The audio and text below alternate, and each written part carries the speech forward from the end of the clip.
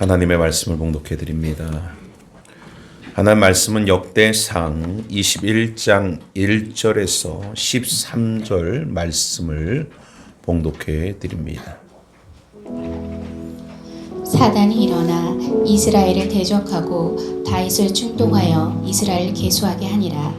다윗이 요압과 백성의 지도자들에게 이르되 너희는 가서 브엘세벨부터 단까지 이스라엘을 계수하고 돌아와 내게 보고하여 그 수요를 알게 하라 하니 요압이 아뢰되 여호와께서 그 백성을 지금보다 100배나 더하시기를 원하나이다. 내 주 왕이여 이 백성이 다 주의 종이 아니나이까. 내 주께서 어찌하여 이 일을 명령하시나이까. 어찌하여 이스라엘이 범죄하게 하시나이까 하나 왕의 명령이 요압을 재촉한지라. 드디어 요압이 떠나 이스라엘 땅에 두루 다닌 후에 예루살렘으로 돌아와 요압이 백성의 수요를 다윗에게 보고하니 이스라엘 중에 칼을 뺄 만한 자가 110만 명이요 유다 중에 칼을 뺄 만한 자가 47만 명이라. 요압이 왕의 명령을 마땅치 않게 여겨 레위와 베냐민 사람은 계수하지 아니하였더라. 하나님이 이 일을 악하게 여기사 이스라엘 치심에 다윗이 하나님께 아뢰되 내가 이 일을 행함으로 큰 죄를 범하였나이다. 이제 간구하옵나니 종의 죄를 용서하여 주옵소서. 내가 심히 미련하게 행하였나이다 하니라. 여호와께서 다윗의 선지자 갓에게 말씀하여 이르시되 가서 다윗에게 말하여 이르기를 여호와의 말씀이 내가 내게 세 가지를 내어 놓으니 그 중에서 하나를 내게 택하라. 내가 그것을 내게 행하리라 하셨다 하라 하신지라. 갓이 다윗에게 나아가 그에게 말하되 여호와의 말씀이 너는 마음대로 택하라. 혹 3년 기근이든지 혹 내가 석 달을 적군에게 패하여 적군의 칼에 쫓길 일이든지 혹 여호와의 칼 곧 전염병이 사흘 동안에 이 땅에 유행하여 여호와의 천사가 이스라엘의 온 지경을 멸할 일이든지 하셨다 하니 내가 무슨 말로 나를 보내신 이에게 대답할지를 결정하소서 하니 다시 갓에게 이르되 내가 공강에 빠졌도다. 여호와께서는 긍휼이 심히 크시니 내가 그의 손에 빠지고 사람의 손에 빠지지 아니하기를 원하나이다 하는지라. 아멘. 오늘 나눌 하나님의 말씀은 크신 여호와의 긍휼이라는 말씀을 가지고 하나님의 은혜를 나눕니다. 우리가 봉독되었던 이 역대상 21장의 말씀은 다윗이 하나님 앞에 범죄함으로 인하여 징계를 당하는 내용이 기록됩니다. 다윗이 범죄를 저질러서 하나님 앞에 징계를 받게 되되 그 범죄는 다른 것이 아니라 인구조사를 감행했다가 그가 하나님 앞에 징계를 사게끔 되어집니다. 그런데 이 사건을 성경 속에 기록하게 하였던 의도는 다윗의 잘못을 고발하게 하기 위함이 아니라는 겁니다. 이 다윗의 범죄를 통해서 하나님의 첫째 크신 긍휼을 알게 하시기 위함이고, 둘째는 하나님이 이 일을 통해서 이루고자 하는 하나님의 의도와 뜻을 깨닫게 하기 위함이라는 것입니다. 오늘 이 사건이 사무엘하 24장에도 여러분 기록이 되어 있습니다.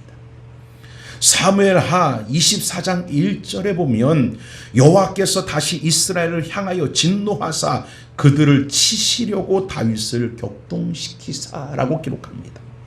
다윗이 인구조사를 함으로 인하여 하나님 앞에 징계를 사지요. 그런데 이 일이 그냥 이루어진 것이 아니라 하나님이 이스라엘을 진노하사 그들을 징벌하시기 위하여 다윗을 격동시켜서 이 일을 행했다라고 말합니다. 그래서 결국 하나님이 격동케 함으로 다윗이 인구조사를 하였다라고 말하고, 오늘 본문으로 역대상에서는 기록하기를 1절에 기록하고 있습니다. 한번 우리 같이 봉독합니다. 시작.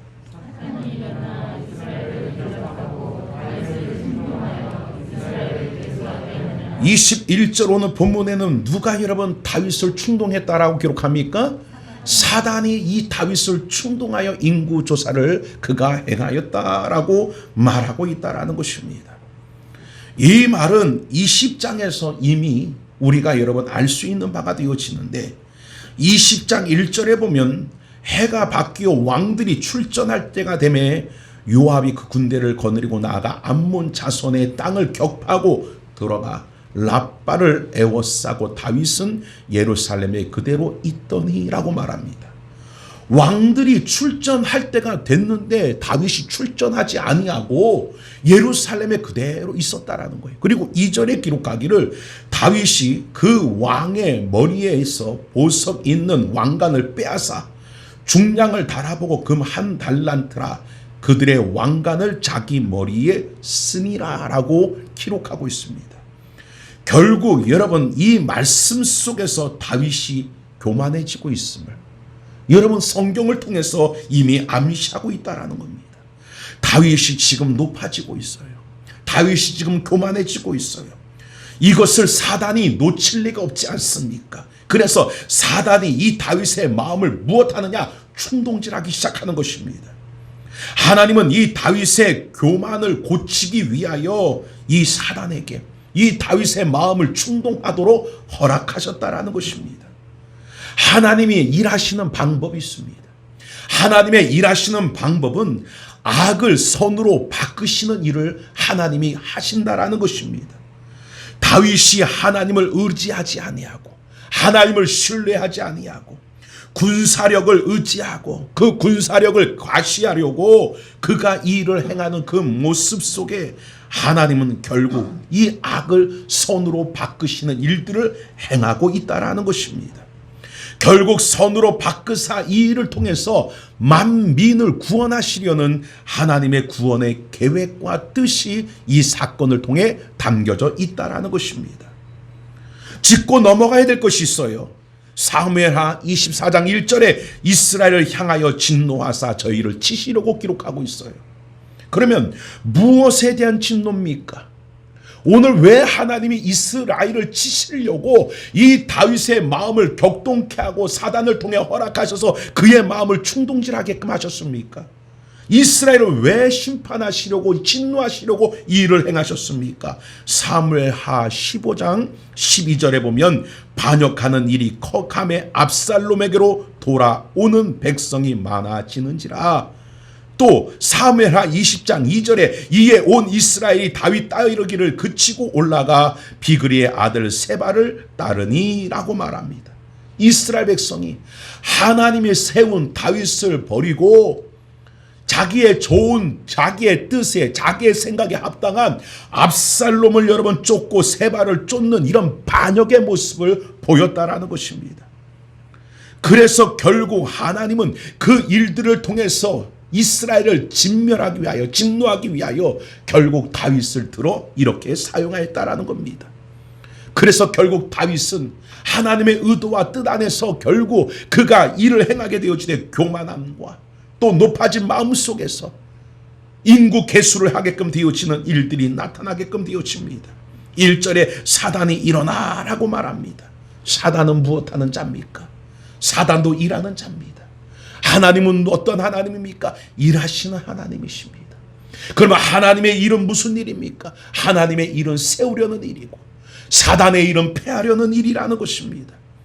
오늘 사단이 다윗을 향해 일어났다라는 겁니다. 왜 일어났겠습니까? 다윗을 무너뜨리기 위하여 일어났다라는 겁니다. 로마서 7장 11절에 기록한 것처럼 사단은 죄가 기회를 타서 계명으로 말미암아 나를 속이고 그것으로 나를 죽였는지라 라고 기록한 것처럼 사단은 무너뜨리기 위하여 호시탐탐 기회를 노리고 있다라는 겁니다. 기회를 노리던 이 사탄이 바로 이 다윗의 마음속에 교만함이 자리를 잡고 높아지는 마음이 자리를 잡은 것을 깨닫고 그 마음 가운데 충동질을 집어넣습니다. 다른 것이 아니라 인구 조사하고자 하는 마음을 불어넣었다라는 것입니다. 오늘날도 우리가 살아가는 데 있어서 사단은 우리의 마음을 살피고 그 살핀 마음 속에 우리의 마음을 충동합니다. 바로 하나님이 아닌 인간적인 방법과 인간적인 생각과 하나님을 신뢰하지 아니하고 세상을 신뢰하고 환경을 신뢰하도록 우리의 마음 가운데 여러분 충동질하는 것이 사단의 역사라는 것입니다. 결국 다윗의 마음속에 높아지고자 하는 마음이 있음을 안 사단은 그의 마음을 충동질하여서 결국 인구조사의 일들을 행하게끔 되어지더라는 것입니다. 2절을 보게끔 되어지면 다윗이 요압과 백성의 지도자들에게 이르되 너희는 가서 브엘세바에서부터 단까지 이스라엘을 계수하고 돌아와 내게 보고하여 그 수요를 알게 하라 라고 말합니다. 그렇다면 다윗이 왜 인구 조사를 명령하였습니까? 요압에게, 여러분, 군대 장관인 요압에게 이 일을 명하였습니다. 5절에 보면 이스라엘 중에 칼을 뺄 만한 자가 110만 명이요 유다에서 칼을 뺄 만한 자가 47만 명이라는 보고를 보면 이 다윗의 마음속에 이제 우리나라가 이 정도면 군사력이든 모든 것이 강대국이다, 자신의 그런 힘을 과시하고자 하는 마음이 그에게 있었다라는 겁니다. 그렇다면 이것이야말로 여러분 말할 필요가 없는 다윗의 교만함이라는 것이죠. 히스기야가 중병에 걸렸지요. 그때 중병에 걸린 히스기야가 낯을 벽으로 향하여 하나님 앞에 애통하며 지난날 나의 하나님 앞에 옳게 행하였던 일들만 추억하여 달라고 울기 시작합니다. 그때 하나님의 은혜 가운데 이제 하나님이 너의 눈물을 보았고 내 기도 소리를 들었다 하며 그의 생명을 연장시켜 주시는 은혜를 그가 경험하게 되어집니다. 하나님의 은혜로 죽을 병에 걸렸던 히스기야가 살아나게 되어집니다. 이제 히스기야가 병들어 죽었다가 살아나게 되어지자 문병차 온 바벨론의 사신들이 이 히스기야를 만나게 되어졌을 때 히스기야는 무엇을 합니까? 자기의, 여러분, 그 가운데 창고를 열어 보여줍니다. 그래서 보물과 또한 군사의 물자들과 그 모든 창고에 있는 것들을 다 보여주게끔 되어지는 그 모습이 보여주게끔 되어집니다. 이로 인하여 하나님으로부터 어떤 말씀을 듣습니까? 바벨론으로 옮겨지게 되리라 라는 선고를 듣습니다. 그 말씀대로 결국 성전에 있는 것이나 군사 물자나 모든 것들을 바벨론에 의하여 빼앗긴 바 되어 바벨론의 창고에 들임받아지는 일을 당하게 되더라는 겁니다. 무엇을 교훈하고 있습니까? 죽을 병이 들었을 때와 나은 후에 마음이 이와 같이 달라지더라는 겁니다. 인간의 마음은 바로 이와 같다라는 겁니다. 인간의 마음은 언제든지 변질될 수 있다라는 겁니다. 오늘 이 자리에 있는 여러분들이 과연 그러한 히스기야의 모습과 같지 않습니까? 다윗의 모습과 같지 않습니까? 목동 때의 모습과 왕이 되어진 후의 모습이 달라진 것처럼, 병들었을 때의 모습과 나음받았을 때의 마음이 달라진 것처럼, 이전에 고난당할 때와 지금 평안할 때의 모습이 달라져 있지는 않습니까? 마음이 달라 있지는 않습니까? 이게 바로 인간의, 여러분, 간사하고 간교한 마음이라는 겁니다. 다윗도, 여러분, 그렇게 이제 나라가 안정되어지고 모든 것이 평안해지니 그 마음속에 교만함이 자리를 잡고 사단의 충동질 속에 자신의 군사력을, 여러분, 확인하고 그 군사력을 자랑하고 싶었습니다. 그래서 인구조사를 명령하되 칼을 들고 싸울 수 있는 군사들을 몇 명인가 그가, 여러분, 조사하라고 합니다. 그때 3절에 보게 되었으면 같이 3절을 봉독하지요. 시작.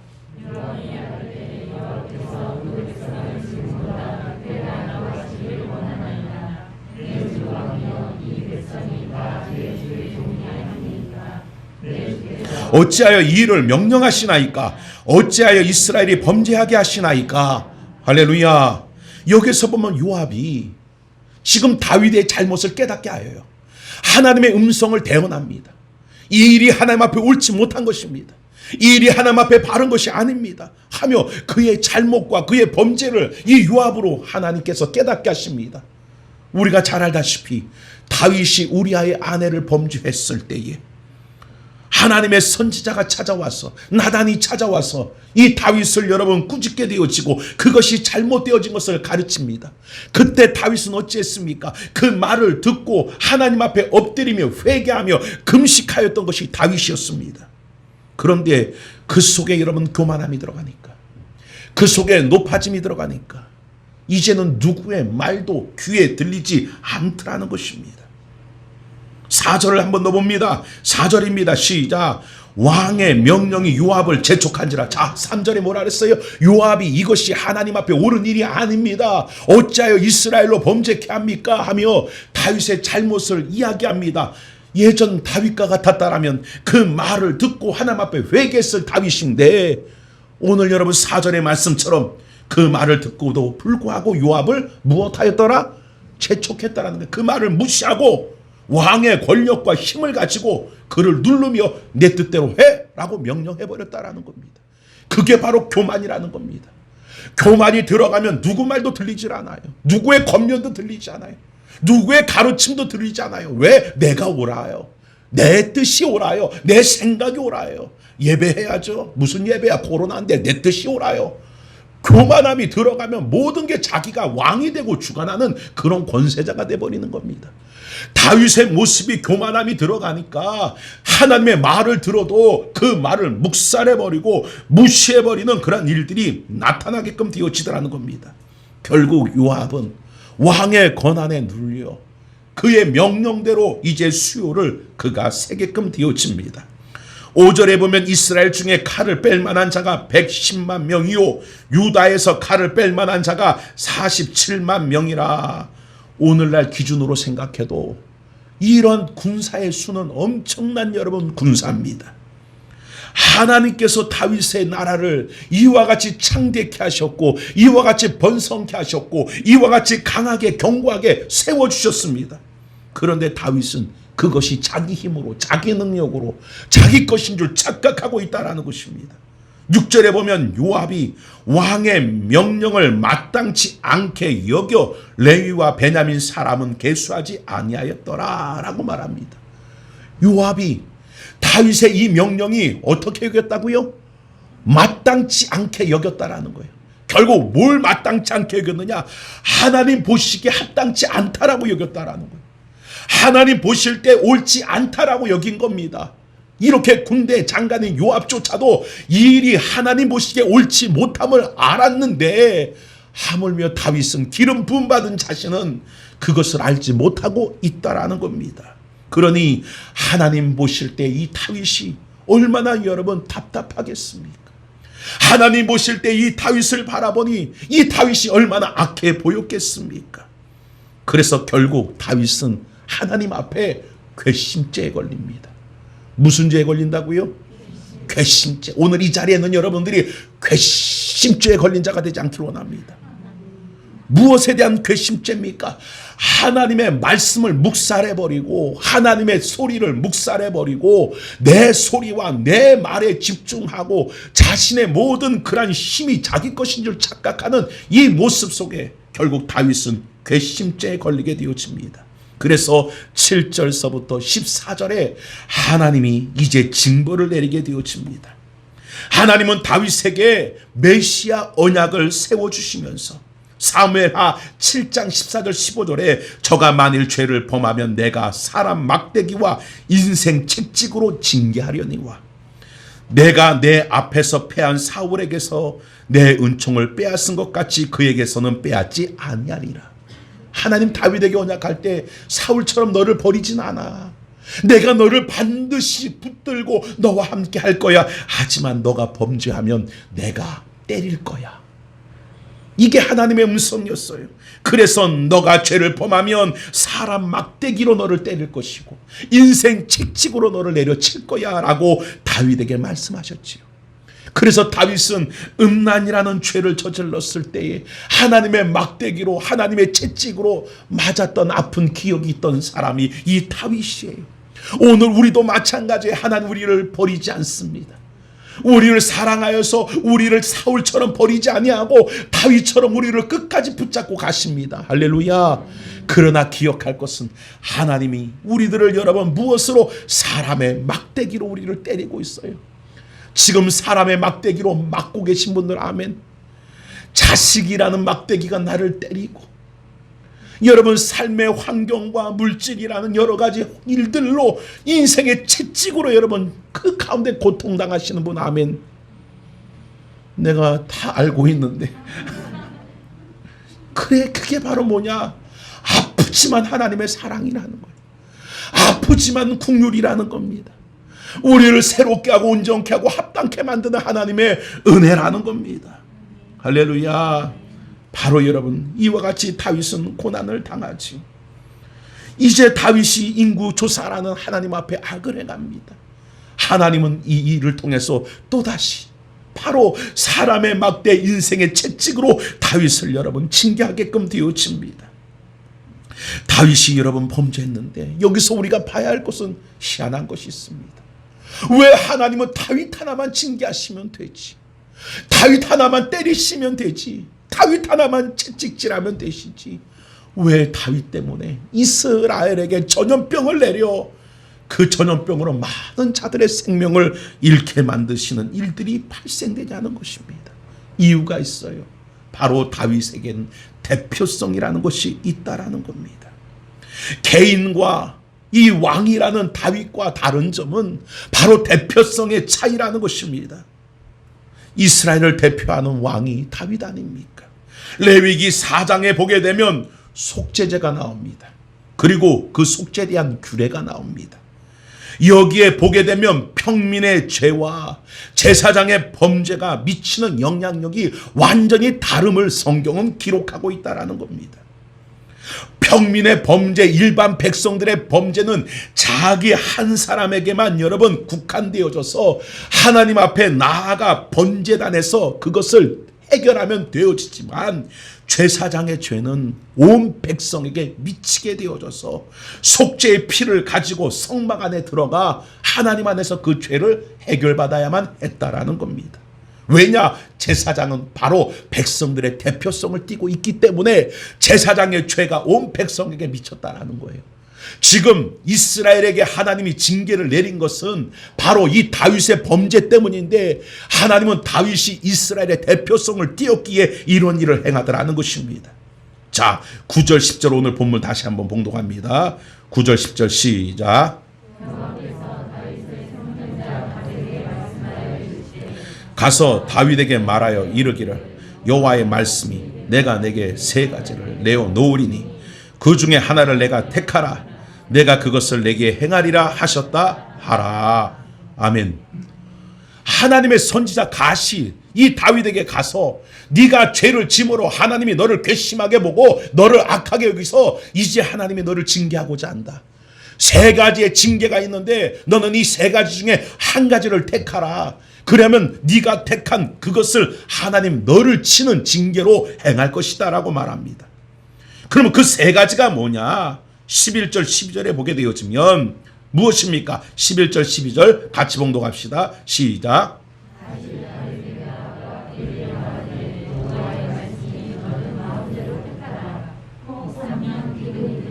혹 석 달 적군에게 패하든지 적군의 칼에 쫓기는 일이든지 혹 여호와의 전염병이 사흘 동안 이 땅에 유행하여 여호와의 천사가 이스라엘 온 지경을 면할 일이든지. 자, 여기서 보세요. 세 가지가 뭐예요? 3년 동안 어떤 일이 벌어집니까? 그렇죠. 기근이 일어납니다. 또 두 번째로는 석 달 동안 적군에 패하여 결국 적의 칼날에 도망을 다니는 신세가 되어지든지. 그리고 세 번째는 전염병이 퍼져서 사흘 동안 이스라엘 지경 가운데 이스라엘 백성들이 죽임을 당하든지. 이 셋 중에 하나를 택하라 라고 하나님이 하나님의 선지자 갓을 통하여 다윗에게 말합니다. 오늘 여러분에게 묻습니다. 여러분이 다윗처럼 범죄했어요. 그러면 이 세 가지 중에 하나를 택하라면 뭘 택하겠습니까? 1번, 2번, 3번.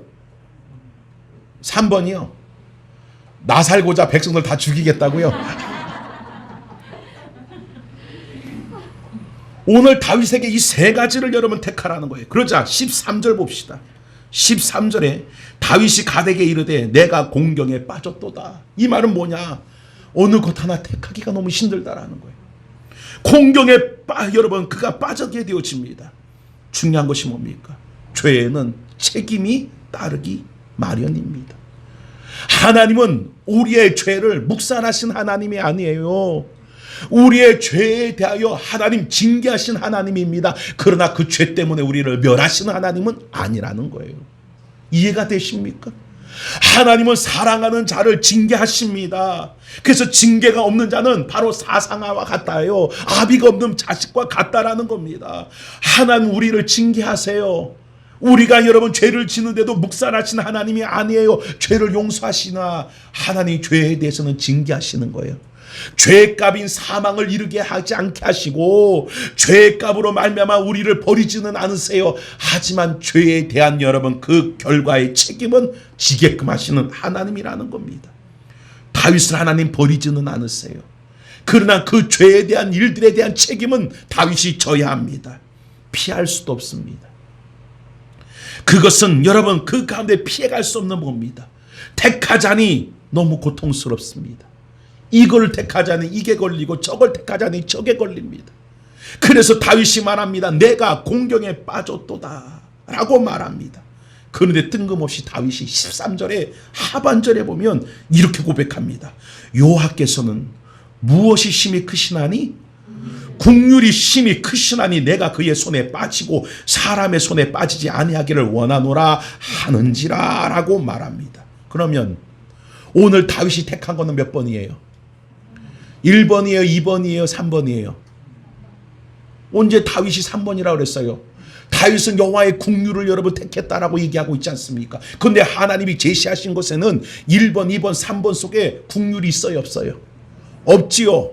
여러분 그 국률이 그 가운데 기록이 되어 있지 않는데도 불구하고 다윗은 없는 것 중에서 하나님의 국률을 구하고 있다라는 것입니다. 그런데 하나님은 이렇게 국률을 구하고 있는 다윗에게 선택하지 않은 다윗에게 뭘 하느냐 14절을 보세요. 14절 시작.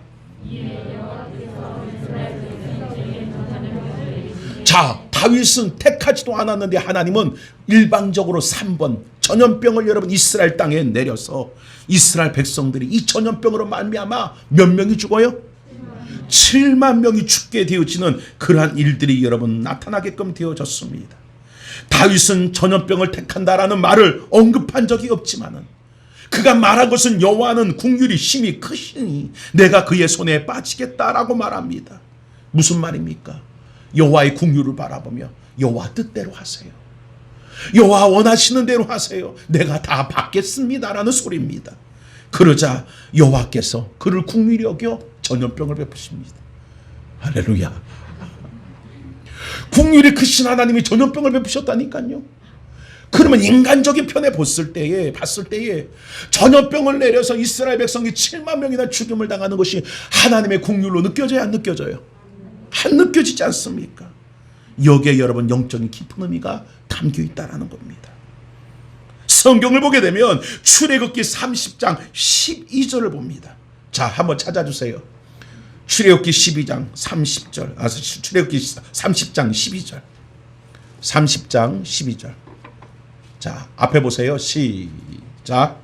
내가 이스라엘 자손의 수를 조사할 때에 조사하는 감사하는 일을 계산할 때에 자기의 생명의 선전을 여호와께 드리니 이는 그것을 계산할 때에 그들 중에 오늘 하나님께서 여러분 무엇합니까?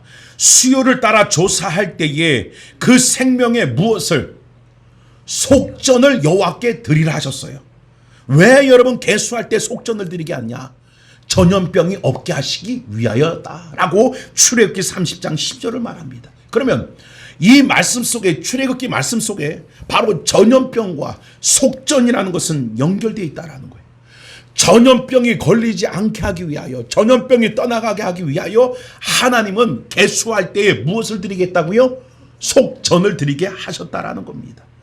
그래서 죄에 팔린 자들은 죄에 넘겨질 수밖에 없는 인생들은 무엇을 통해서 그 죄로부터 여러분 건짐을 받느냐? 속전이라는 그것을 통해서 여러분 심판, 전염병이라는 죽음 이것에부터 건짐을 받을 수 있는 방법을 하나님 가르쳤다라는 거예요. 그러면 다윗이 여호와 앞에 모든 것을 맡겼지요. 여호와는 국률이 심히 크시다며 맡겼습니다. 그런데 하나님은 그 말을 듣고 전염병을 여러분 이스라엘 땅에 내립니다. 그럼 왜 내렸겠습니까? 하나님께서는 자기 아들 예수 그리스도를 통해 속전을 지불해 주실 것을 이미 복음을 통하여 이것을 알게끔 하시는 사건이었다라는 겁니다. 다윗은 17장에 세워주신 언약, 어떤 언약이에요? 사울과 같이 버리지 아니하고 내가 너를 사람의 막대기와 인생의 채찍질로 교훈하시겠다 하셨던 말씀, 그 언약을 통해서 결국 하나님께서는 다윗의 자손으로 그리스도가 오시고 그 그리스도가 죽으시고 다시 사심을 통해서 우리의 속전이 되어질 것을 이미 깨달았고 오늘 그 사건을 하나님 보여주고 계신 겁니다. 그러므로 하나님은 악을 선으로 바꾸시는 하나님이에요. 하나님의 진노를 멈추게 하는 방법, 이스라엘 전체를 죽여야 되는데 죽이는 것이 아니라 일부 7만 명이 죽임을 당했지만 그 전염병이 멈추게 되어지는 방도를 하나님은 속전을 통해서 가르쳐주고 계신다라는 겁니다. 하나님의 진노로 발현되어진 이 전염병 어떻게 멈춰지게 되어지는가, 죄값으로 인한 진노가 어떻게 멈춰지게 되어지는가, 이것을 보여주는 겁니다. 자, 그 방법을 보여주는 것이 18절이에요 18절 같이 봉독합시다. 18절 시작.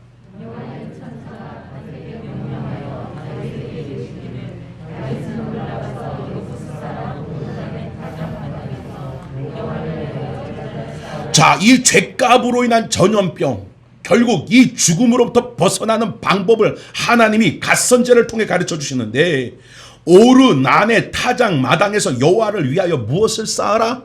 제단 쌓으래요. 그리고 나서 22절에 보면 내가 여호와를 위하여 여기 한 제단을 쌓으리니 그리하면 전염병이 백성 중에 그치리이다 라고 기록합니다. 그리고 26절 27절에 보면 다윗이 거기서 여호와를 위하여 제단을 쌓고 번제와 화목제를 드려 여호와께 아뢰었더니 여호와께서 하늘로부터 번제단 위에 불을 내려 응답하시고 여호와께서 천사를 명령하사 그가 칼을 집에 꽂았더라 라고 기록합니다. 이렇게 되어지자 그 이스라엘 진영의 모든 전염병이 그치게 되어지는 놀라운 역사가 나타나더라는 거예요.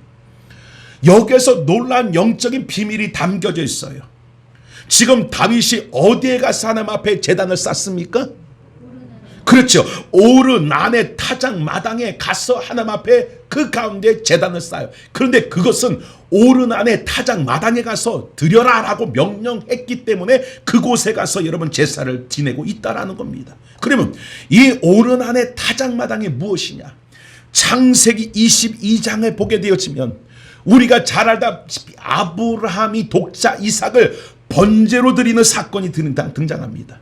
그러면 그 번제로 드리게끔 되어진 바로 그 산이 어디입니까? 아브라함이 어디에 들어가서 여러분 그 이삭을 번제로 드리려 하지요? 그렇죠. 모리아 산에 가지 않습니까? 그 모리아 산에 가서 번제를 드리게 되어집니다. 그런데 이 모리아 산이 어디냐? 바로 여러분 그곳이 오르난의 타작마당이 있는 그곳이라는 거예요. 그리고 더 나가서 훗날에 다윗이 여러분 죽고 난 후에 그의 아들 솔로몬이 하나님의 놀라운 은혜 가운데 하나님의 성전을 세우게 되었습니다. 그 성전이 어디서 세워지느냐? 바로 이 오르난의 타작마당 그 터 위에 하나님의 안에서 솔로몬의 성전이 건축하게끔 되어지는 놀라운 역사가 일어나더라는 겁니다. 핵심은 지정하신 터에 있는 것이 아니에요. 그곳에서 번제를 드려라. 그곳에서 번제를 드려라. 그러면 하나님의 진노, 죄값에 대한 진노가 멈춰서는 방법, 그게 뭡니까? 번제예요. 그럼 번제는 뭡니까?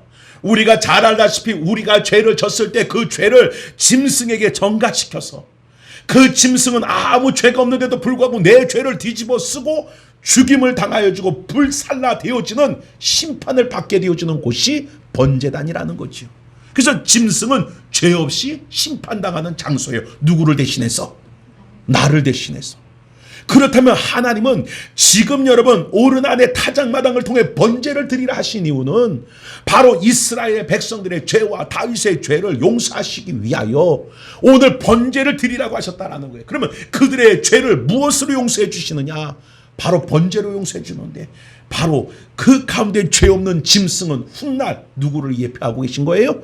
우리를 위하여 이 땅 가운데 바로 번제의 양으로 오신 예수 그리스도를 예표하고 계신다라는 겁니다.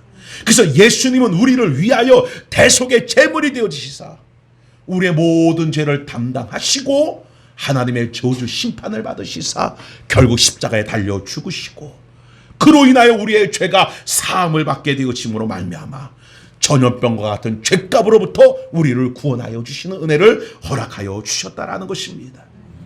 사단의 격동, 인구조사, 여호와의 진노, 전염병에 있는 것이 아니라 여기에 핵심은 여호와를 위하여 단을 쌓으라.